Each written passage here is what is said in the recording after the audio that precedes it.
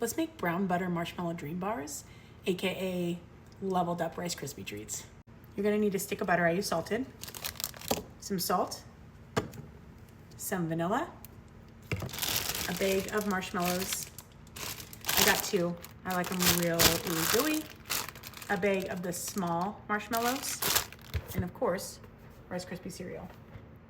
Okay, we're gonna brown the butter. Keep the stove on low.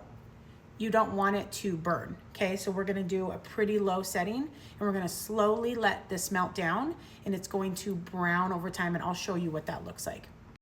Pro tip, your butter will brown faster if you start with a room temperature stick of butter. So you're gonna notice that your butter starts to bubble slightly, and you're gonna notice that it also starts to separate, and there's some little white pieces in here, and that's the fat. They're gonna separate, and that's what's gonna brown, and that's what creates the brown butter. So as those bits start to brown, it's gonna start to smell really nutty, and obviously turn a little bit of a brown shade, very golden tan. But the nutty smell is amazing. And I'm gonna show you at what point to pull them off, because if you leave them too long, they will burn and it won't smell delicious anymore. So at this point, you're gonna notice that your butter is starting to brown, and it's a very caramely color, and you're gonna notice those bits separating that we talked about earlier. So this is a pretty good stopping point for the browned butter. You could go a little bit darker if you wanted, but this is a safe bet for me. And keep in mind that it could have taken 10 minutes for you or more to get to this point. Browning butter just takes time. Okay, so if you browned yours in a big pot like mine or whatnot, you're gonna wanna switch it to some kind of big pot if you did a smaller one. And you're gonna wanna add in marshmallows. So I just did 1 whole bag. It's the 1 pound bags. I think it's gonna need a little bit more than that. And I turned my stove down to below medium. It's a little bit below medium. I don't want these to burn. At some point, the pan will get warm enough that we could probably just turn the heat off, but it does need a little kickstart.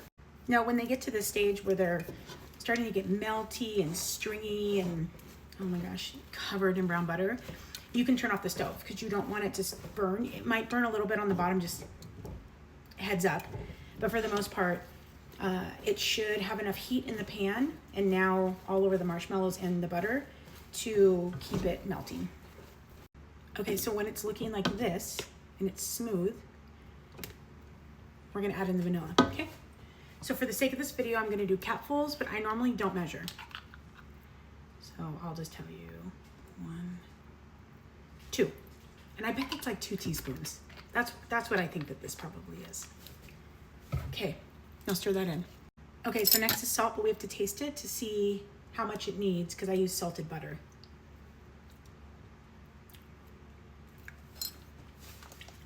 I'm gonna do a little sprinkle. That might have been less than 1/8 of a teaspoon. Let's try it again.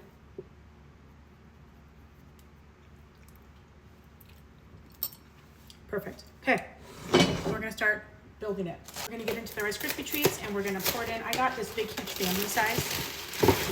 I don't think I'm gonna use all of that, but I'm gonna use a lot of it. So be right back. So this is an eye and pour method. I know I'm using at least half the bag. And I will start with that. So we're just gonna mix this in and get it incorporated. It might take a little bit of time, but you want it sticky and ooey gooey. So you don't want to overdo the cereal. It's almost like there's more marshmallow than cereal. Do you see how gooey those are? That's what you want. We're not adding any more cereal. Okay, so you're gonna take this off the stove and you're gonna move it to the counter on a hot pad because we need to let it cool just slightly. Not all the way, but maybe like 5 minutes because we're gonna add in the mini marshmallows next. And if this is too hot, they'll melt. I am covered in marshmallow. There's no point in even trying to wipe it off at this point. Okay, so we're gonna take the whole bag of little minis, pour it in there, This is gonna take a little bit of work, but you are gonna have to get that mixed in. And it's gonna take a little bit. Okay, so now that it's all incorporated, we're gonna move that to the side. And you're gonna get a container of your choosing. I have used like the 13x9 glass dishes before, but they're called dream bars for a reason. Because they're the size of your dream bar for many other reasons. I am gonna spray it with some avocado oil because otherwise, you know, they're gonna stick. So, and then we're gonna transfer them into the container. I switched to a wooden spoon, so it was easier. The other spatula was a little bit too wobbly for me. They're not gonna come out perfect. You're probably you're gonna have to go dig for some more in there after you get this first layer out, but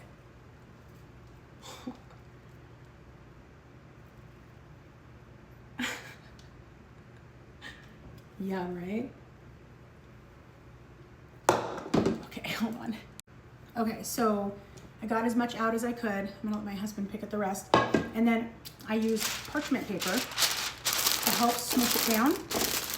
And this will help you get it even and be able to get it to spread out so that it fills the entire container that you're trying to fill. I'll be back.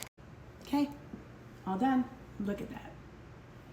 It smells so good. Okay, we're gonna leave this on the counter for 30 minutes to an hour. It's worth the wait, I promise. You're gonna cover it with a piece of plastic, saran wrap, whatever you wanna call it. Don't leave it with nothing on it or put it in the fridge. It's just gonna get stale, get really hard. The best way to preserve these is gonna be with a piece of plastic, so it's airtight, left on the counter. We'll be back when it's time to cut. Here.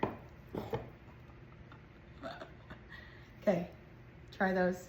All right. Tell me what you think. Those are Well, way better than normal Rice Krispies. These are really good. Yeah?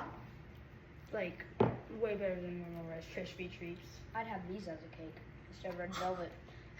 Yeah.